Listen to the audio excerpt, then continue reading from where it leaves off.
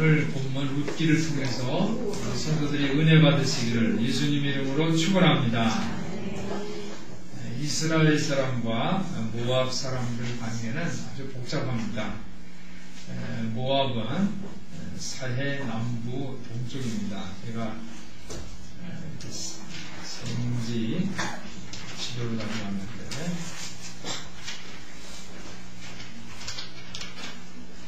이 북쪽에가 이제 지중해입니다. 지중해고 오른쪽에 있는 이 거린색이 이제 이스라엘이고요. 보이시는 여기가 이제 사해바다입니다. 사해바다. 여기가 예루살렘이고 그 밑이 베들레헴입니다. 이 사해바다의 남쪽의 동쪽, 남동쪽 여기가 모압 지방입니다. 모압 지방 아래가 또 암몬. 모압은 여러분들 모압과 암몬 잘 아시죠? 아브라함의 조카로 모세 딸들이 아버지에게 포도주를 먹이고 그러면서 난 아이들 큰아들 모압 암몬 자손 두 딸을 통해서 태어난 아이들이 이름이 모압 암몬입니다. 그 모압 지방입니다. 모압 지방. 이스라엘 사람하고 이 모압하고는 오랫동안 이제 반목 관계, 적대 관계에 있습니다. 그래서 신명기 23장에 보면 모압 사람들은 주님의 총에서 배제된다. 이렇게 예배당에 들어올 수가 없어요. 하나님 앞에 예배하는 장소에 들어올 수가 없습니다. 이스라엘 사람들이 가나안 땅을 갈 때 모압 사람들이 힘들게 했어요. 성경에 보면 여호수아서 24장에 보면 모압 왕의 발락이라는 사람이 발람 선지자를 시켜서 이스라엘을 저주합니다. 저주하고 애를 많이 쓰는 장면이 나오고요. 또 사사시대에 에글론 왕이 18년 동안 이스라엘을 지배를 했어요. 그래서 18년 동안 이스라엘 사람들이 모압 왕을 섬겼습니다. 그리고 이 모압과 이스라엘은 또 다윗 시대에도 서로 전쟁이 있었고 적대관계가 있었습니다. 이스라엘 사람들은 이 외국 여인들과 결혼하는 것을 금지했습니다. 왜냐하면 외국 여성들과 결혼하면 외국 여성들이 우상을 가져와서 우상을 숭배할까봐 사전에 이제 차단을 한 것이죠. 근데 실제로 이러한 풍기물난 이야기가 성경에 기록되어 있습니다. 민수기 25장에 보면 이스라엘 사람들이 모압 여인들과 음행을 하는 그런 장면이 있어요. 그래서 그들이 신들에게 머리를 숙이고 결합을 했다가 주님이 진노를 사고 떼죽음을 당한 그런 성경 기록이 있고요. 또 열왕기상의 11장에 보면 솔로몬 임금에 대한 얘기가 나오는데 솔로몬 임금은 외국 여자들을 좋아했어요. 그래서 외국의 여인들, 이집트 바로의 딸, 또 모압, 암몬, 에돔, 시돈, 햇사람 거기에서 많은 외국 여자들을 후궁으로 들였습니다.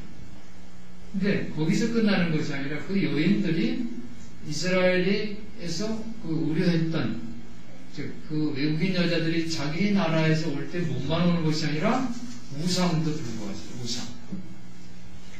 이 솔로몬은 예루살렘 동쪽 산에 모압의 혐오스러운 우상을 세웠는데 그모스라고, 이 그모스는 전쟁의 신입니다. 근데 이 그모스 우상을 섬겼는데 이 전쟁의 신은 어떻게 섬기냐면 인신을 사람을 제사를 드리는 자기 자녀들을 불살라서 태워서 이제 신에게, 그모스 신에게 드리면 그러면 소원이 이루어진다 해서 그런 우상을 예루살렘 동쪽에다가 산에다가 세웠습니다. 산당을 짓고 그 다음에 또 암몬 자손은 몰렉이라는 우상을 섬기는데 이 몰렉은 머리는 소고 몸은 사람이에요. 근데 거기에다가 우상을 어떻게 섬기냐면 이 우상을 아주 뜨겁게 합니다. 그래서 이 자기 자식들을 우상의 뜨거운 손에다가 올려놔요. 그러면 그 손이 엄청나게 뜨겁게 불에 달궈졌기 때문에 거기서 자녀가 타서 죽습니다. 그런 걸 지금도 예루살렘에 보면 예루살렘 그 앞에는 흰놈의 골짜기라는 곳이 있어요. 거기에는 온갖 쓰레기들이 있어요. 거기 근처에 가면 막 냄새가 막 엄청나게 나요. 구더기들도 있고 막 들어요. 예수님께서 거기에서 흰놈의 골짜기를 지옥이라고 불렀어요. 지옥이라고 불렀어요. 그러니까 우상을 예수님도 경멸을 했어요. 지옥이라고까지 부르고 그랬습니다. 왜냐하면 인신제사를 드리는데 아이들을 불에 걷게 하거나 뜨거운 기둥 위를 걷게 하는 그런 잔인한 종교의식을 하기 때문에 지옥이라고 예수님 부르셨어요. 그런데 솔로몬은 이 외국인 아내들이 하자는 데다 그렇게 했다는 거예요. 시행했다는 거예요. 우리가 솔로몬 하면 뭐 지혜를 가진 왕, 일천번지를 들여서 하나님 앞에 응답을 받은 왕하지만 솔로몬의 만년에는 이렇게 우상을 섬기는 그런 가증스러운 일을 한 그런 임금이었다. 이것을 알 수가 있습니다. 이런 배경이 있습니다. 이스라엘과 모압에는 이런 배경이 있는데, 그런데 오늘 성경은 주인공이 룻인데 룻은 모압 여인 룻이라고 기록하고 있습니다. 모압 하면 정말 가증스럽고 우상을 섬기고 자기 자식들을 불에 살라가지고 그래서 우상하게 바치는 그러한 혐오스러운 그런 민족인데 오늘 모압 여인 룻이라고 부르고 있습니다. 왜 그랬을까? 왜 성경은 굳이 룻 하면 룻이라고 하고 말지 모압 여인 룻이라고 얘기를 했을까? 이 룻의 이야기에서 이 모압 여인 룻이라고 부르는 것은 그가 하나님을 숭배했기 때문입니다. 할렐루야. 오늘 룻이 섬기는 하나님을 섬기는 그 모습으로 우리 성도들이 은혜를 받으시기를 예수님 이름으로 축원합니다. 저는 러브인 아시아를 자주 봐요. 특별히 우리 교회가 캄보디아에 또 이렇게 핑플라나 시라이노 교사를 초청을 해서 한 달 동안 또 저희 집에서 머무르게 하고 한국 교육도 가르치고 그런 경험이 있어서 특별히 러브인 아시아를 이렇게 주목하고 보는데, 이번 주에는 특별 방송을 하더라고요. 8명의 베트남 신부에 대해서 소개를 하는데 20대의 베트남 신부입니다. 한국의 남편들은 40대 전후에 한 20살 정도 차이가 있어요. 함께 가정을 이루면서 자식을 낳고 사는데 20대의 이 베트남 신부들이 가장 모습으로 한국에 살고 있더라고요. 어떤 여성은 농사를 짓는 아내로, 어떤 여성은 또 직장에 들어가서 취업을 하고, 어떤 여성은 또 알바를 해서 돈을 벌고 이렇게 하는데 서로 모이는 거예요. 8명이 서로 모여요. 모이다 보니까 이제 이런 얘기 저런 얘기 나누고, 그렇죠. 서로가 비교하다 보니까 문제가 생기기 시작했어요. 젊은 20대 아내가 남편한테 옷 사달라고 그래요. 옷 사달라고. 그런데 남편은 이 농사를 지니까 돈이 이렇게 넉넉하지를 못해요. 옷 안 사주고 싼 거 10,000원짜리, 5,000원짜리 이렇게 사주는데, 모임에 나가려면 그래도 한 20만원짜리는 사 입으면 좋은데 이걸 안 사주니까 이제 티격태격하고 그런 모습이 양용이 됐어요. 남편이 베트남을 찾아갑니다. 그래서 장인 장모에게 인사드리고 또 한국 음식도 해드리고 또 텔레비 전자제품도 사드리는 그런 장면이 나왔어요. 이 아내가 이 남편에게 짜증 부리는 게 그래도 한 달에 한 5만원 정도씩 줘서 용돈도 주면 자기가 이렇게 쓰는데 그걸 안 하는 거예요. 남편이 돈을 다 관리를 해요.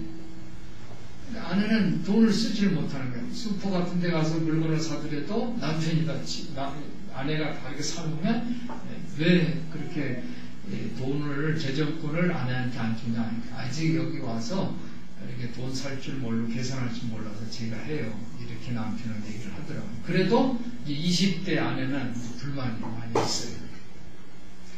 둘 사이가 삐걱거리기 시작했어요. 근데 이제 남편이 아내 옷 사주겠다 이제 그랬어요. 아내가 막 얼굴이 입이 막 이렇게 그냥 밝아지고 미소를 짓고 그래요. 그래서 백화점에 가가지고 비싼 옷을 사줬어요. 그리고서 나올 때 통장을 다 주더라고요. 통장을 이렇게 보니까 135만 원이 들어있어요. 도장하고 같이 줬어요. 그러니까 그때서 베트남 신부 얼굴이 환해지는 모습이 보였습니다. 그 베트남을 갔는데 이 베트남에서 그 아버지, 아내의 아버지를 만나서 대화하는 장면이 나왔어요.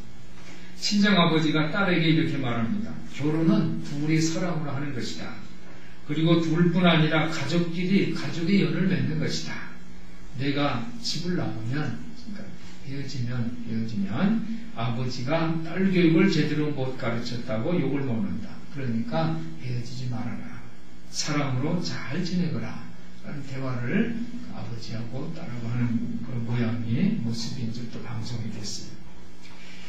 동남아 외국인 젊은 아내들과 우리 한국 남자들과 결혼할 때 그 외국인 여성들은 결혼을 하는 목적이 있습니다. 물론 국경을 초월한 이 사랑을 가지고 결혼하는 사람들도 있지만 소수고 그거는 정말 극히 드물고 대부분은 친정가족을 돕기 위해서 하는 경우가 많습니다.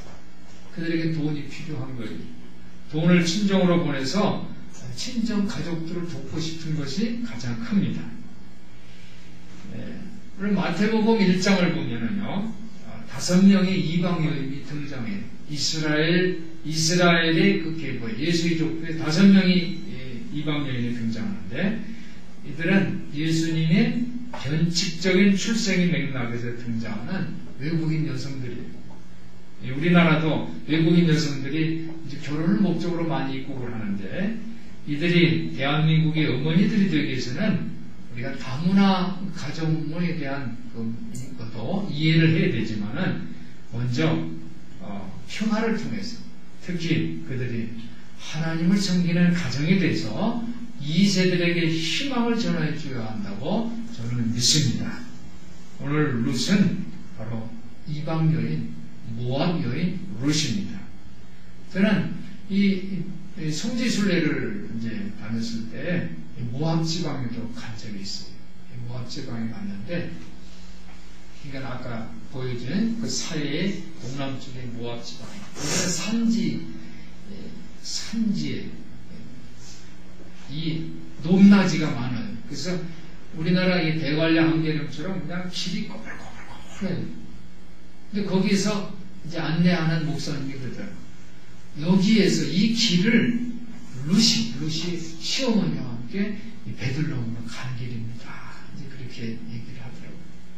그 길을 보면요, 길이 무슨 이렇게 평평한 그런 길이 아니라 꼬불꼬불하면서 그냥 고개를 넘고 막 그래요.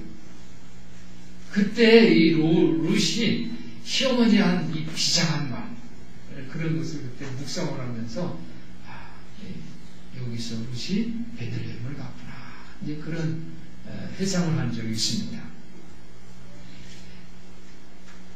이 룻기는 어느 때 썼냐면 포로기 이후에 썼어요. 포로기 이후 에스라와 느헤미야 시대에 썼는데, 이스라엘 사람들이 포로 시대가 있었어요. 외국인들한테 포로로 잡혀가서 외국에 가서 살고, 또 외국 사람들이 이스라엘 땅에 와서 살고 지배를 하니까 이제 그렇게 살 때에 당연히 이스라엘 사람들은 외국 사람들과 이제 결혼을 하게 됐죠.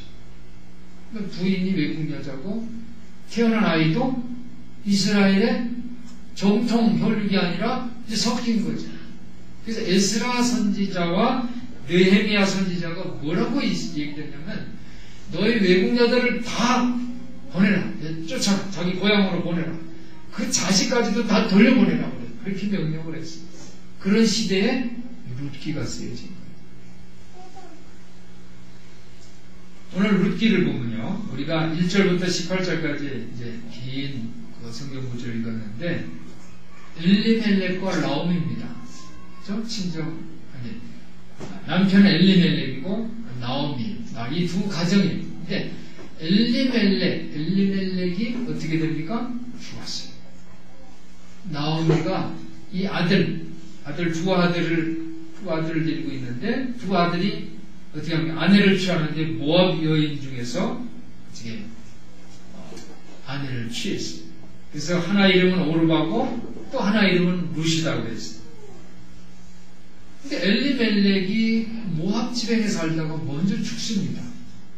죽고 또 설상가상으로 아들 둘이 다 죽었어요. 아들 둘이 다 죽습니다. 졸지에 과부가 된 거예요. 그 당시는 복지 대책도 없어요. 과부에 대한 복지 대책도 없어요. 남자들이 죽으면 가서 바깥에 나서 일도 할 수가 없는 거예요. 경제적인 참상에 직면했습니다. 그래서 나오미는 이제는 안 되겠다 싶어가지고 다시 베들레헴으로 돌아갈 치기를 하고 있습니다. 그리고서 두 며느리에게 너희 어머니 집으로 가라. 그리고서 두 아들에게 그동안 친절을 베풀어 준 것에 고맙게 생각하고 이제 축복을 합니다. 하나님이 너에게 복을 주시길 원한다. 이런 얘기를 합니다. 그리고 그 두 며느리가 다시 재혼을 해서 행복하게 살기를 축복을 하면서 보내려고 해요.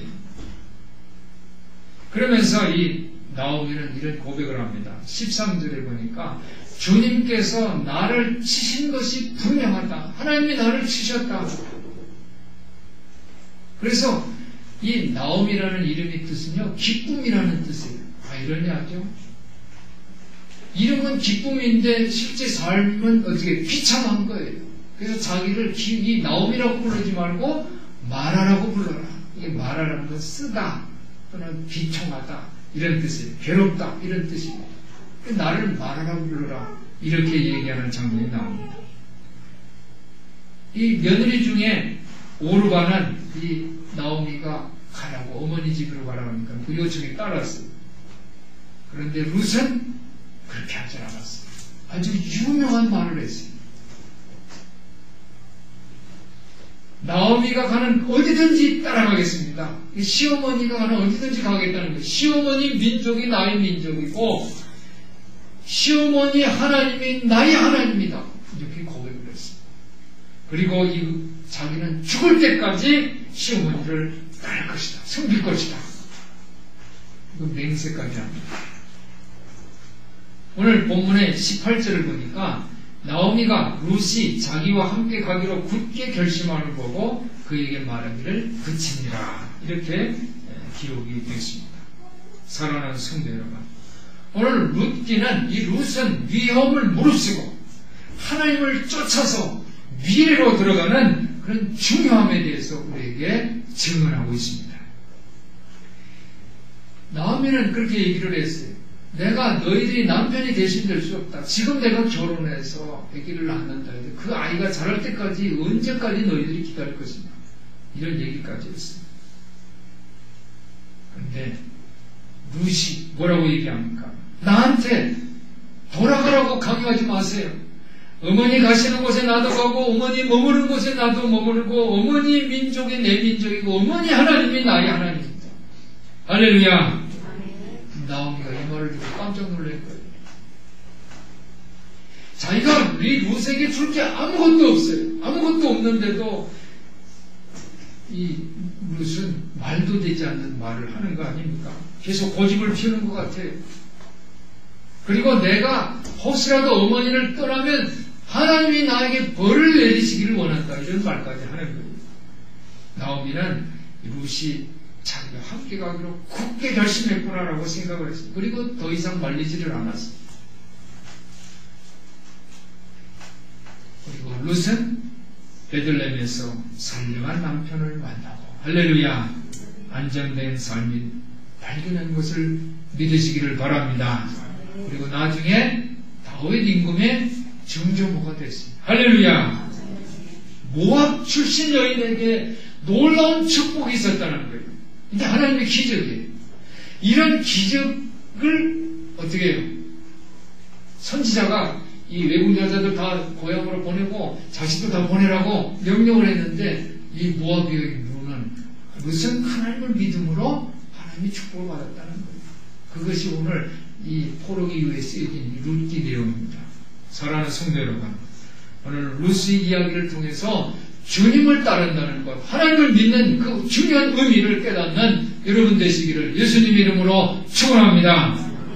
오늘 우리가 예수님을 믿는다는 것, 주님을 따른다는 것, 하나님을 믿는다는 그 의미가 무엇인지를 오늘 여러분들이 그 의미를 깨달으시고 결단하시는 이 시간 되시기를 예수님 이름으로 부탁을 드립니다.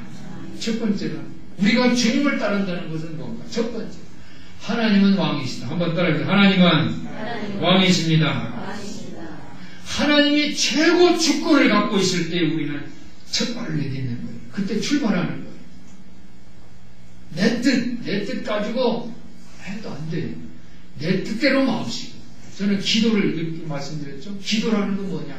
기도라는 것은 내 뜻을 하나님, 내가 이런 뜻이 있습니다. 이런 구하는 그 제목, 기도 제목이 있습니다. 이거 들어주세요. 이게 아니라는 거예요. 기도라는 것은 내 뜻을 내려놓는 거예요. 내 뜻을 포기하는 거예요. 그리고 하나님의 뜻을 구하는 것이 참된 기도인 것을 여러분들이 기억하시길 바랍니다.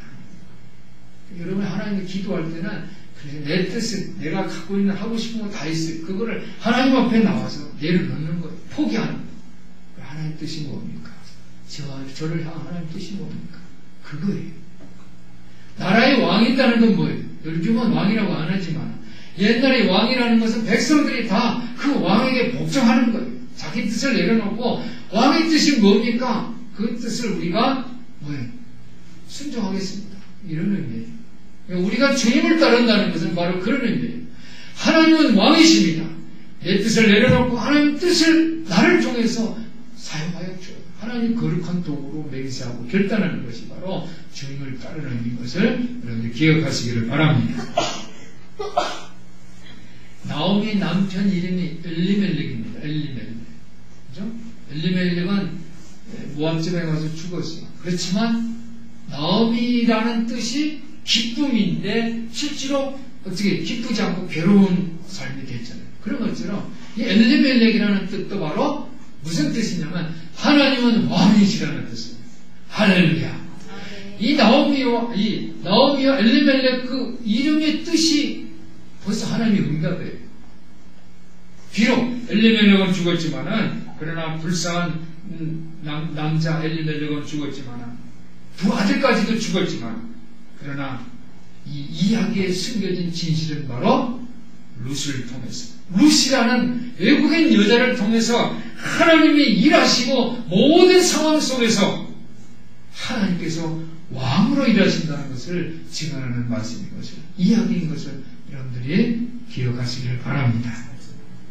사랑하는 성도 여러분, 하나님이 우리 왕, 하나님이 나의 왕이라는 것을 깨달을 때에 우리는 희망을 발견할 수 있는 것을 믿으시기를 바랍니다.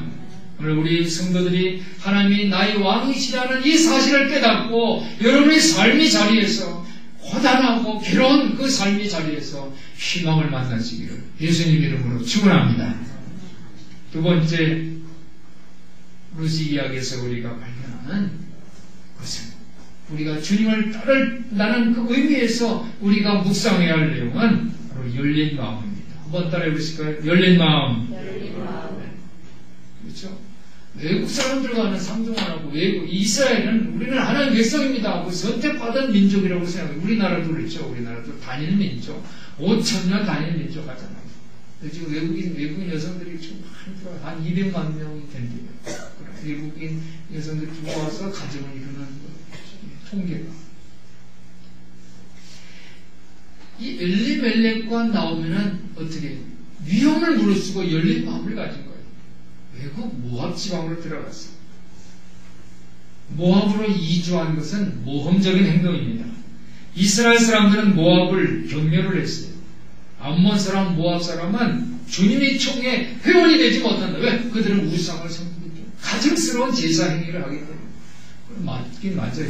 그렇지만은 이런 역사에도 불구하고 나오미 두 아들은 모압 여인들과 결혼을 했다는 거예요. 우리는 열린 마음과 정신을 가질 때 우리 앞에 열린 길을 발견할 수 있는 것을 믿으시기를 바랍니다. 우리나라 농촌 총각들이 외국 여성들과 결혼하고 있습니다. 이제 그들은 어떻게 합니까? 외국 여성들 우리나라 대한민국 국민이 된 거예요. 그들에게 열린 마음으로 받아줄 때 그들이, 그리고 그들이 자녀들이 대한민국 국민으로서 평화롭게 살 수 있게 되는 것을 여러분들이 기억하시기를 바랍니다. 그들을 열린 마음으로 받아들이고 그들에게 뜻고 복음을 전해주고 그런 통합의 마음, 통합의 길을 갈 때 그들을 통해서 하나님은 역사하셔서 그들이 또 땅끝까지 자기 나라, 그렇죠? 어머니 나라에 가서 복음을 전할 수 있는 그런 선교사가 될 줄 믿습니다. 세 번째 루시 이야기에서 우리가 발견할 수 있는 것은 바로 친절입니다. 한번 따라해요. 친절. 네. 나오미가 8절에, 오늘 성경 8절에 보니까 두 좌우에게 이렇게 말을 합니다. 너희는 각각 어미 집으로 돌아가라. 너희가 죽은 자와 나를 선대한 것 같이 여호와께서 너희를 선대하시기를 원하며 그랬어요. 선대는 친절해요. 이 히브리 말로는 헤세드라고 그랬어요. 한번 따라해요. 헤세드. 예, 헤세드는 영어로 이제 친절이라는 그런 의미가 있어요. 그러니까 우리가 이 애정이 담긴 친절한 그 마음을 우리 이웃들에게 보여줄 때에 우리 이웃들은 이 세상 사람들 우리를 통해서 헤세드, 친절하신 하나님을 만날 수 있는 것을 여러분들이 믿으시기를 바랍니다. 우리 믿는 사람들은 친절해야 돼요. 우선 이 삶의 태도가 친절해요. 믿는 사람들이 친절하지 않고 막 배타적, 이 기독교가 엄청나게 배타적인 종교예요. 사실은 그렇지 않은 게, 사실은 예수님이 헤세드, 이렇게 친절하게 섬겨주고 나눠주고 이것이 예수님 정신인데 이게 잘못됐어요. 언제부턴가 잘못됐어요. 그러니까 이 기독교가 로마의 국교가 되고 나서부터 잘못됐어요. 정복하고 막 그래요. 정복하고 제국주의가 소묘서를 먼저 파송해서 그 동태를 다 파악해서 무슨 떡과 복음을 전해준 게 아니라 그 나라를 정복하고 식민지하기 위해서 그랬어요. 헤세드가 아니죠. 그 정복하는 거죠.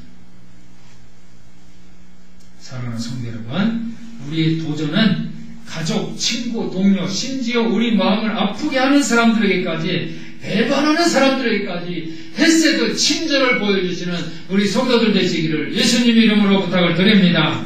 그렇게 우리가 친절과 충성심을 보여줄, 그런 정신을 보여줄 때 다른 사람들이 우리를 통해서 하나님의 본성을 만나게 되는 것을 믿으시기를 바랍니다. 마지막으로 네 번째로는 약속한 것을 다 하는 거예요. 한번 따라해 보실까요? 약속한 일을 다 하자. 예수님은 내가 너희를 사랑한다. 내가 너희와 함께 하겠다. 그런데 끝까지, 끝까지 내가 세상 끝날까지 너희와 함께 있을 것이다 라고 말씀해 주셨어요. 약속입니다. 예수님의 약속의 모습이에요. 끝까지, 세상 끝날까지. 오늘 룻은 어머니 하나님이 나의 하나님, 어머니 가는 곳에 나는 어머니가 지금 내가 그렇게 하지 않으면, 어머니가 떠나면 여호와께서 내게 벌을 내리시고 더 내리시기를 원합니다. 이건 뭐예요? 내가 약속을 지키겠다는 거예요. 룻은 남편, 즉 나오미 아들에게 한 약속을 충실하게, 그러니까 내가 결혼을 했으면 결혼을 통해서 나는 시어머니 나오미의 가족의 일원이 됐다는 거예요. 그래서 시어머니를 따라서 내가 베들레헴으로 가는 것은 당연하다는 것이죠. 룻은 손쉬운 길, 그냥 모압에 남아있는 길을 택할 수도 있었습니다. 왜? 시어머니가 엄마 집으로 가라고 그랬으니까. 그런데 룻은 나오미 가족으로 일원으로 생각해서 나오미 하나님을 예배하기 시작했습니다. 할렐루야. 그래서 만일 나오미에게 선하면 하나님도 자신에게 선할 것을 그녀는 믿었어요. 그러므로 룻은 불확실한 미래 속으로 과감히 들어간 거예요. 지금 여러분들도 혹시 성지순례 가면 한번 그 길을 한번 가보세요. 나오미와 룻이 가는 그 길은요, 이 편한 길이 아니에요. 고분고분하고 엄청나게 가파른 길이에요. 그 길을 가면서 불확실한 그거를 생각했지만 과감하게 믿음으로 걸어갔을 때 나오미는 예수의 족보에 오는 것을 믿으시기를 바랍니다. 사랑하는 성도 여러분, 우리가 배우자, 부모, 자녀, 이웃, 그리고 교회 구성원, 그리고 친구로서 우리 의미를 다할 때 우리 자신이 미래 속으로 영광스럽게 나아가게 되는 것을 여러분들이 기억하시기를 바랍니다. 루시 발걸음이 저와 여러분의 발걸음이 되시기를 예수님 이름으로 축원합니다. 오늘 하나님이 나의 왕이 되심을 깨닫기를 바랍니다. 위험을 무릅쓰고 열린 마음을 가지시기를 예수님 이름으로 부탁을 드립니다. 서로 친절하게 되려는 이 친절과 충성심을 보여주는 여러분 되시기를 예수님 이름으로 부탁을 드립니다. 여러분이 약속한 일, 주님과 약속한 일을 끝까지 여러분이 죽을 때까지 순종하고 충성하는 충성의 사람 되시기를 예수님 이름으로 부탁을 드립니다. 이것이 우리와 힘차게 주님을 따르는 그런 주님을 따르는 길을 가는 그런 행동인 것을 여러분들이 기억하시기를 바랍니다. 그렇게 함으로써 여러분들이 주님을 따르고 그리고 세상 사람들이 여러분을 볼 때 하나님을 만나게 되는 그런 놀라운 축복의 주인공도 되시기를 예수님 이름으로 축원합니다. 기도하겠습니다.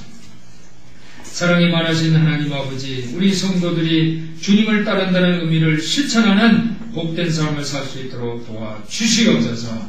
우리 주 예수 그리스도 이름으로 기도하옵나이다. 아멘.